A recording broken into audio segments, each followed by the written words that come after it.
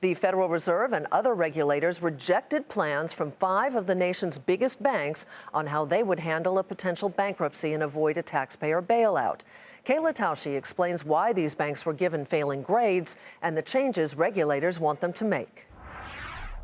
Every other year, the country's biggest banks have to create living wills, imagining and planning what would happen if they were to fail so taxpayers don't have to bail them out. This time around, the Federal Reserve and the FDIC rejecting the majority of the plans, suggesting they're ramping up their scrutiny of the crop of firms criticized as being too big to fail. Bank of America, Bank of New York Mellon, JP Morgan Chase, State Street, and Wells Fargo all coming up short on items ranging from derivatives exposure to operational issues to liquidity. JP Morgan CEO Jamie Dimon addressed the bank's living will on a call scheduled for the bank's earnings. The liquidity of the company is extraordinary.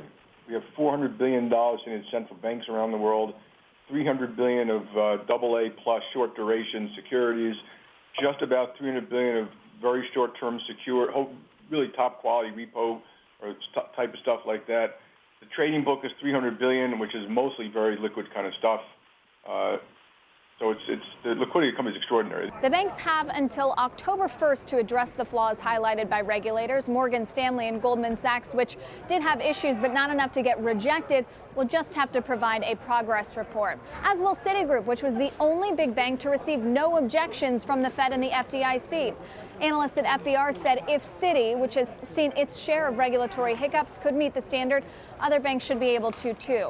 Piper Jaffray says it highlights the regulatory cost laid on the biggest banks and the advantage the regional banks might have.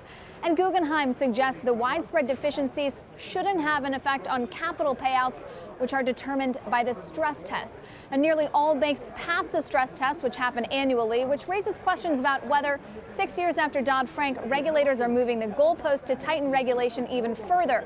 A report from the Government Accountability Office released just hours before the regulators put out their own results said the living will process needed to be shortened and more transparent. For Nightly Business Report, I'm Kayla Tausche in New York.